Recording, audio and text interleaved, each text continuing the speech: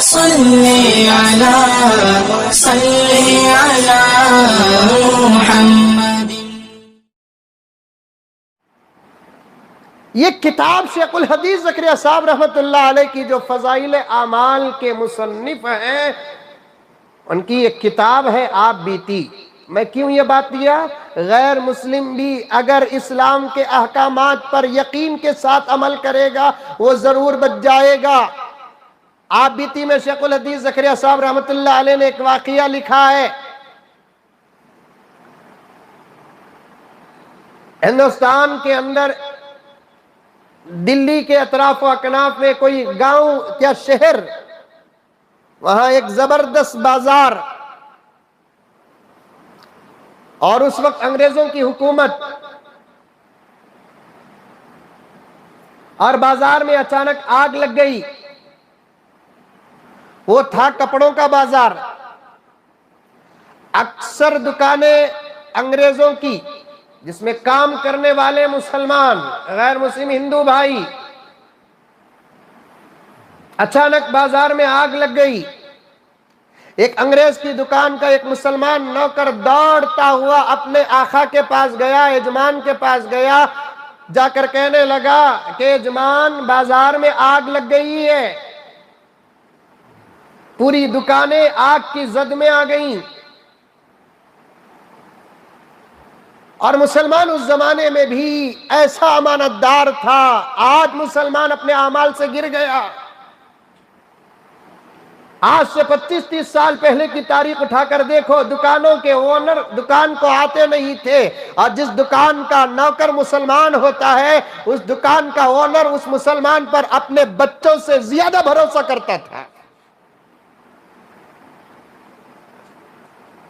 اگر جا کر مسلمان کہتا کہ یجمان آج اتنا بزنس ہوا، اچھا، آج اتنا ہوا، اچھا، کیونکہ اس غیر مسلم کو بھی اس بات کا یقین تھا میرا بچہ میری دولت پر حملہ کر سکتا ہے لیکن محمد کا غلام خیانت نہیں کر سکتا۔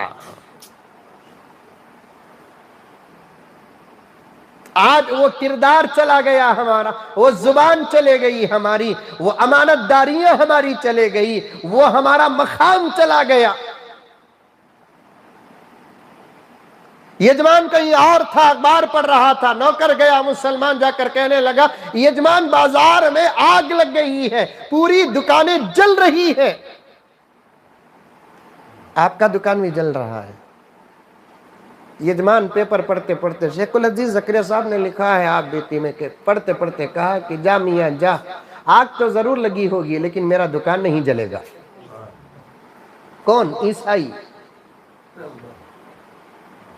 آگ تو لگی ہوگی بازار میں، مجھے کیا پڑی ہے؟ بھلا میرا دکان جل رہا ہے کہ میں ہر ایک سے پریشان ہو جاؤں؟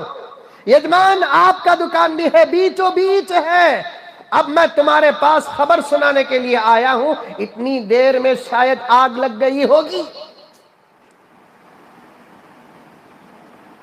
کیونکہ وہ زمانہ وہیں بیٹھ کر موبائل کرنے کا نہیں تھا نا، میسج کرنے کا نہیں تھا نا، خبر پہنچانے کے لیے آنا پڑتا ہے نا۔ یجمان آگ لگ گئی ہوگی، نہیں ہو سکتا، سوال ہی پیدا نہیں ہوتا، جا کام کر۔ یجمان آگ لگی، ارے احمق، نہیں لگی آگ، جا کر دیکھ یقین نہ آئے۔ نوکر نے یجمان کو پاگل سمجھا، لیکن نوکر بھی اپنے یجمان کا بڑا دل دادا تھا، یجمان کے مال کو اپنا مال سمجھتا تھا۔ پھر وہ دوڑتا ہوا بازار میں گیا تو عجیب منظر دیکھا کہ پورا بازار جل کے خاک ہو گیا ہے، بچا ہے تو اس کا دکان بچا ہے۔ پورا بازار پریشان، نوکر پریشان۔ یقین بھی تو ایک چیز ہے، پورا بازار پریشان، نوکر پریشان، اب اس کا دکان کیسے بچا؟ کیا لگا رکھا ہے دکان میں؟ 4 کی دکانوں کے ساتھ اس کا بھی ایک دکان ہے، پھر کیسا اس کا دکان بچ گیا؟ نوکر کے ساتھ کچھ بازار کے لوگ سیدھا اس عیسائی کے پاس آئے، آ کر کہنے لگے کہ صاحب آپ نے کون سا نیمبو ایسا لگایا ہے دکان میں کہ آگ نہیں پہنچی؟ کہاں کا ناریل لگایا ہے آپ نے؟ کیرل کا کہ گڑیا تم کا؟ کون سے عامل نے آپ کو تعویذ دی ہے کہ سب بازار کے دکانیں جل گئی لیکن آپ کا نہیں جلا؟ کون سا منتر پڑا آپ نے؟ آپ کے دھرم کا وہ کون سا وظیفہ ہے جو آپ کا دکان نہ جلا؟ یہ آواز ان چینلوں کے ذریعے سے جہاں تک جاتی ہے، کان کھول کر سن لیں۔ جو یقین ہمارے پاس تھا، جو یقین کے اسباب ہمارے پاس، آج وہ یقین بھی ہمارے پاس نہیں، ان اسباب کو ہم استعمال بھی نہیں کرتے۔ وہی اخبار ہاتھ میں ہے عیسائی کے، بیٹھا ہوا ہے، نوکر آیا، بازار کے کچھ حضرات آئے، آ کر کہنے لگے کہ یجمان آپ کا دکان بچ گیا مبارک، لیکن یہ بچاؤ عقل سے باہر، بیچ میں دکان، رائٹ سائڈ بھی آگ لگی، پار ہو کے لیفٹ سائڈ گئی، آپ کے دکان پر سے گزری ضرور، چھو نہیں۔ اگر آپ کوئی کام کر رکھے ہیں، آپ کے دکان میں کوئی میجک ہے تو پھر بتا دیجئے۔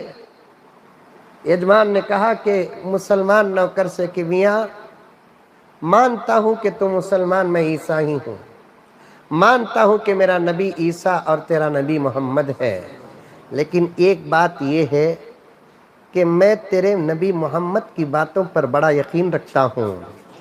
تیرے محمد نے کہا کہ جو اپنے مال کی زکوٰۃ ادا کرتا ہے اس کے مال کو نقصان نہیں پہنچتا۔